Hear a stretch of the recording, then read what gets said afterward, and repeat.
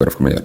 Vamos lá. Que conselho que eu me daria se eu pudesse voltar no tempo e pudesse me encontrar no primeiro dia da faculdade de medicina? Quando eu entrei na faculdade de medicina, eu queria fazer psiquiatria. Eu entrei muito por influência de uma psiquiatra, de dois psiquiatras, na verdade, né? Eu tinha um interesse particular por psiquiatra, por psiquiatria, porque achava que queria me encontrar e tudo mais, e que achava que isso ia ser uma parte assim, desse processo de se entender, né? E o grande spoiler é que eu não podia estar mais enganado, né?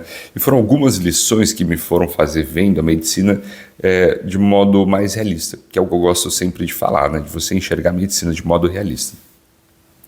E a primeira lição que eu queria ter aprendido mais rápido, né? E que eu diria, na verdade, para mim mesmo no passado, era de levar desde o começo a medicina como um projeto a sério, né, mas pensando já no final do curso.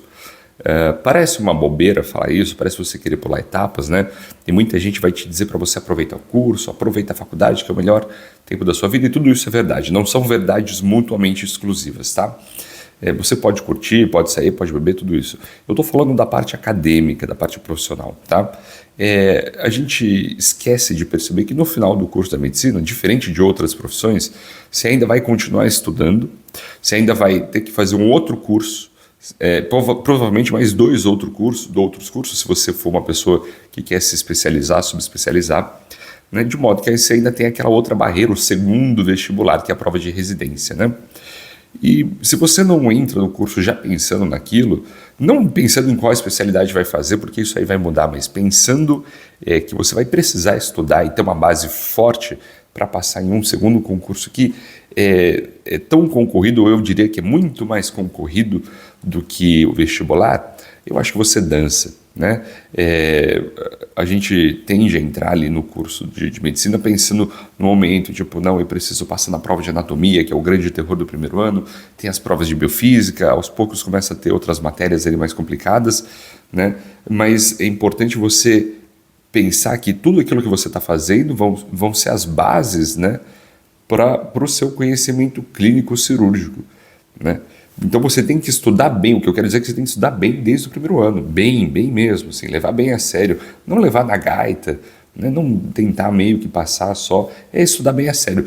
E embora eu tenha tentado levar bastante a sério, né, o curso, eu demorei para aprender a estudar na faculdade de medicina, que é um jeito diferente do vestibular, né?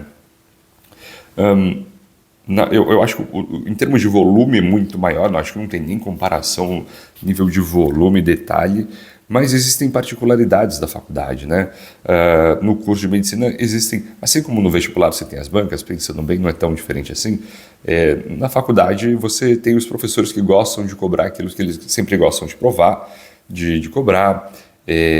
Tem minúcias assim que vão sendo diferentes para cada banca, mas de forma geral é você conseguir adquirir uma segurança assim de chegar na prova no sexto ano, né, e conseguir fazer as provas. Isso eu demorei para pegar, então eu diria para mim mesmo para desde o começo focar muito bem nas bases, porque elas vão ser fundamentais para não passar perrengue depois na hora de estudar para a prova de residência. Essa seria a primeira coisa.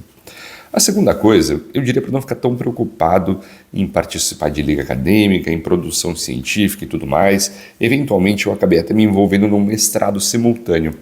E eu, olhando para trás em retrospectivo, eu julgo que não foi completamente proveitoso. E eu me explico, tá? No título do mestrado, eu sinceramente, no meu caso, eu não tenho pretensão de seguir carreira acadêmica, então eu olho para o meu título de mestrado e falo, beleza, tá ali.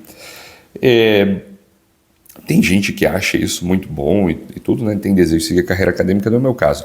E aí, pensando em produção científica, existe toda aquela coisa que o médico tem que estar publicando estudos e tudo mais, porque ele está na ponta da ciência. E isso é parcialmente verdade. Por que parcialmente verdade?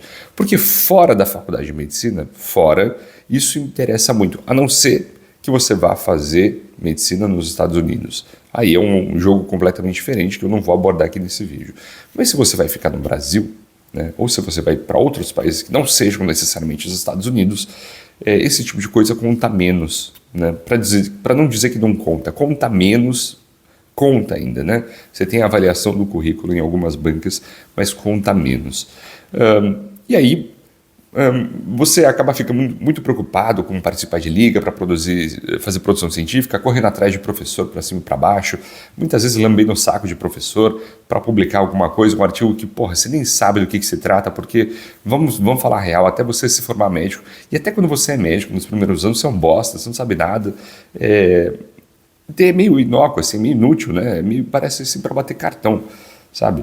Você não tem um conhecimento, me desculpa assim, se você pensa o contrário, mas eu julgo que, por exemplo, até hoje eu não tenho um conhecimento consolidado suficiente para conseguir avaliar mesmo com profundidade aquilo que eu estava produzindo, né? Hoje eu pegaria os meus trabalhos e produziria de um outro modo.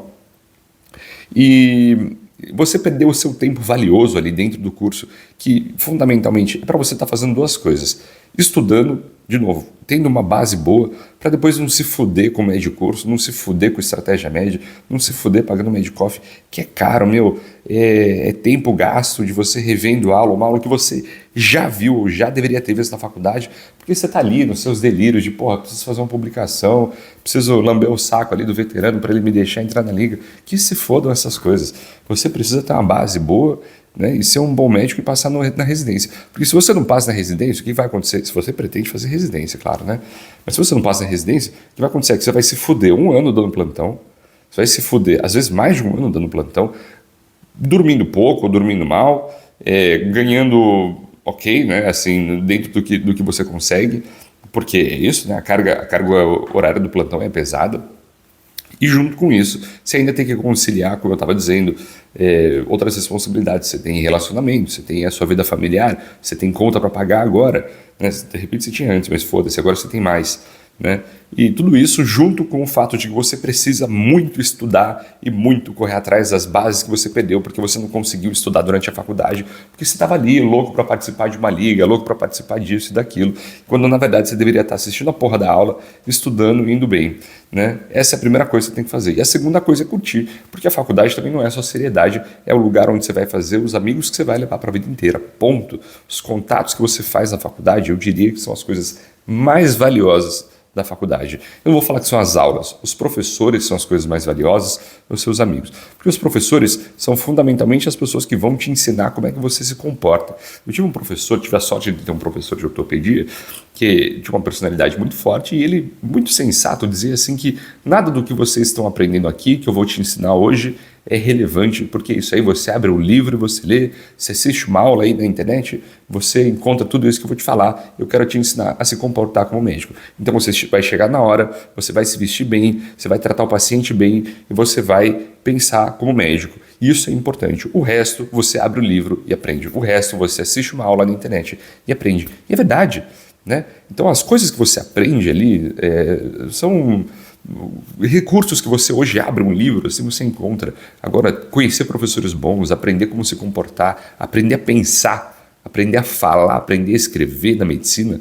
são recursos valiosos. Os seus amigos são recursos valiosos, porque essas são as pessoas que durante os tempos ruins, que dentro do curso, com certeza eles vão aparecer e não vão ser poucos, né? E durante os tempos bons também, os tempos de celebrar, na hora que vocês passarem uma prova, passarem uma residência, porra, foi para fora, fulano casou, são essas pessoas a quem você vai recorrer, são essas pessoas que vão estar te acompanhando, se você tiver sorte em encontrar bons amigos, como eu encontrei. E essas são as coisas principais que você tem que estar se preocupando. O resto, que se foda, não faz diferença, sabe? Ah, mas é que preciso ter uma publicação aqui. Se você não vai para os Estados Unidos, esquece, sabe? Assiste uma aula, pega desde o começo, pega aqueles planos assim longos, né, de extensivo, do estratégia média, do médio COVID, de tudo isso, assina e estuda, mas estuda sério, porque não tem coisa pior do que um médico que precisa ficar só procurando as coisas. O médico, ele não sabe tudo, e o médico erra. Isso é outra coisa assim, que eu acho que eu deveria ter me falado desde o começo. O médico erra, vai fazer o quê? Somos seres humanos, a gente não sabe tudo, mas é importante a gente saber onde procurar. Isso uma professora também de pneumologia me falou com muita sabedoria. Você não precisa saber tudo. O seu conhecimento ele fica guardado dentro de uma gaveta aqui na memória, né? Mas você precisa saber onde procurar, né? Em que gaveta ela está guardada. Porque aí depois você busca lá, você busca um detalhe às vezes que faltava. Tipo, você não lembra a posologia de um remédio. Tá bom, foda-se. Mas você sabe qual que é aquela classe de remédio que precisa para aquela doença que você conseguiu pensar olhando os sintomas que o paciente apresenta, né? Esse é o tipo de linha que você tem que fazer. Você não precisa saber o detalhe, a minúcia da coisa, isso é bobagem, né? Isso é coisa que cai na prova ali, que você decora para passar, mas o raciocínio, de novo, o modo de você se comportar, o jeito de ser médico é a coisa mais importante que você aprende, né?